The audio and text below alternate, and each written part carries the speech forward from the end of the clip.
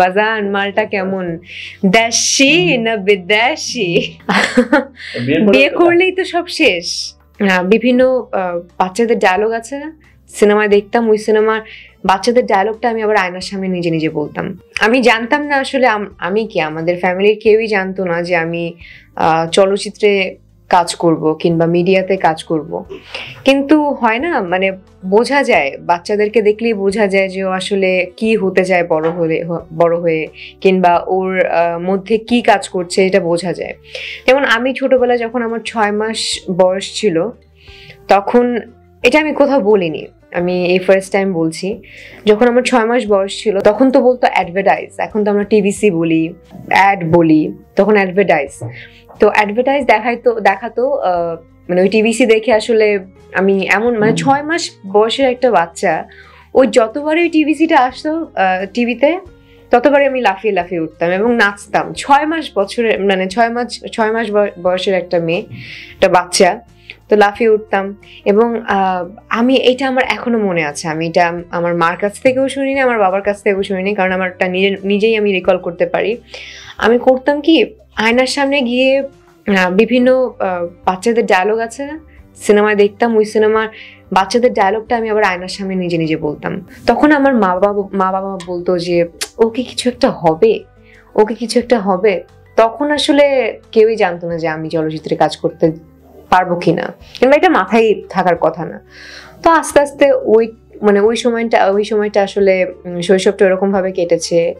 আর কিশোরী হওয়ার পর তো শিশু শিল্পী হিসেবেই জার্নিটা স্টার্ট। এই এখন নায়িকা পর্যন্ত আমি কোনো কিছু ফেস করিনি, সো আমি এই ব্যাপারে আসলে কোনো কিছুই বলতে পারবো না। বাট সম্মানের সাথে আসলে কাজ করতে চাই, সম্মানের সাথে কাজ করে আসলে নিজের ক্যারিয়ারটা গোছাতে চাই।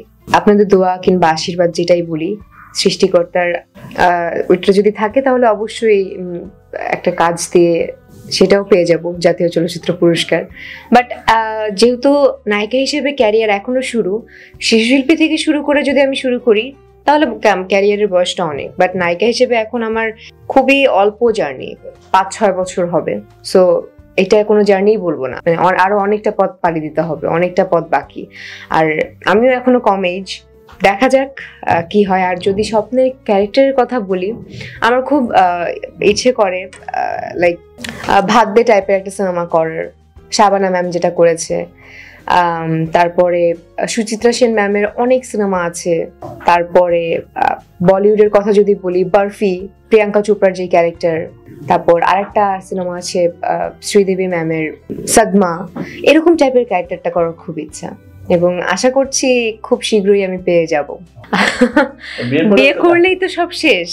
মানে আমাদের কি হয়, আমাদের জন্ম হয়, মাঝখানে আমরা মা বাবার কোলে বড় হই, তারপরে বিভিন্ন কাজ করি, নিজেকে সেটেল করার পরে আসলে বিয়ের চিন্তা ভাবনাটা মাথায় আসে। তো আমি এখনকার যে পরিস্থিতি, আমার কাছে নিজেরই মনে হয় যে আমি এখনো সেটেল না, আমার আরো অনেক দূর পাড়ি দিতে হবে, অনেক দূর যেতে হবে। সো ওই বহুদূর না গিয়ে আসলে বিয়েটা করে ফেললে মাঝপথে আটকে গেলাম। সো মাঝপথে আটকানোর জন্য পুজোচেরি আসেনি, পুজোচেরি অনেকটা পথ পাড়ি দেওয়ার পর আসলে বিয়ের চিন্তা ভাবনা করবে, মানে বিয়ে করবে সেটা বলছি না, বিয়ের চিন্তা ভাবনা করবে এটা বলবো। মুক্তি পেয়েছে আমার 10-12টা সিনেমা, মুক্তির অপেক্ষায় 1-2টা সিনেমা আছে, যেমন নাকফুল সিনেমা বলবো, মাসুদ রানা সিনেমা বলবো। এই দুটো সিনেমা এখন মাথায় আসছে এবং সামনে অনেক বড় একটা সারপ্রাইজ আসতে চলেছে। এটা আপনাদের সবাইকেই জানিয়ে দেওয়া হবে, এখন ডিসক্লোজ না করি, প্রযোজনা প্রতিষ্ঠান থেকে বলা হয়েছে এখন যাতে না বলা হয়। সো ভেরি সুন আপনারা জানতে পারবেন।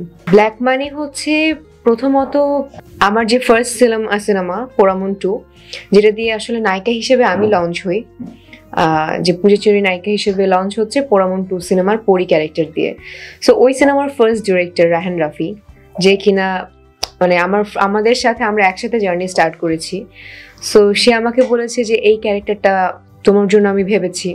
সো ওই জায়গাটা একটা ইমোশন ছিল এবং ক্যারেক্টারটাও একটু ডিফারেন্ট, যেহেতু ওয়েব সিরিজ, সবসময় তো গ্রামের ক্যারেক্টার করে এসেছি কিংবা শহুরে ক্যারেক্টার করে এসেছি, কিন্তু সুইট একটা ব্যাপার ছিল।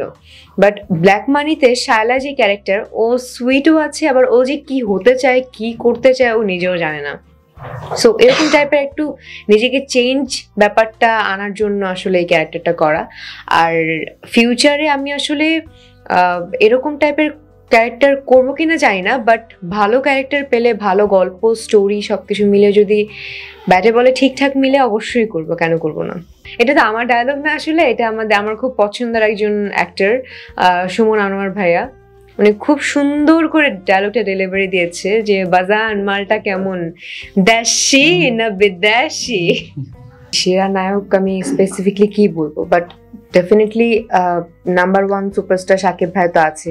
সে অনেক বছর ধরে কাজ করে যাচ্ছে, এখনো কাজ করছে এবং সম্মানের সহিত কাজ করে যাচ্ছে। তো তার সাথে তুলনা আমি কাউকেই করবো না। তার পাশাপাশি আমি বলবো সিয়াম আহমেদ খুব ভালো কাজ করছে, রোশান ভালো কাজ করছে, এবং রিসেন্টলি আমি যে একটা সিনেমা করেছি, আমার লাস্ট সিনেমা রিলিজ হয়েছে লিপস্টিক, আদুর রাজ্জাক, ও খুব ভালো কাজ করছে। শরীফুল রাজ বললাম তো, খুব ভালো কাজ করছে, সবাই খুব ভালো কাজ করছে। তো আমার চোখে যারা ভালো ভালো কাজ করছে তারাই সব সেরা। কথা হয়েছে, দেখা হয়েছে। নিশো ভাইয়া, আমি তো মানে শুরু থেকেই তার যখন নাটক দেখতাম শুরু থেকেই তার ভক্ত ছিলাম, এবং আমি যদি বলি আপনারাও নিশ্চয়ই তার ভক্ত নিশো ভাইয়ের, কারণ অ্যাক্টিং তো দুর্দান্ত করে। তার সুড়ঙ্গ দেখলাম অনলি বিকজ অফ তার অ্যাক্টিং এবং রাহেন রাফি, এই দুইজনের আসলে কম্বিনেশনটা কি সেটা দেখার জন্য আমি সুড়ঙ্গ দেখেছি এবং আরো বড় ভক্ত হয়ে গেছি। তো এই, এবং Shariful Raj, he is doing very good.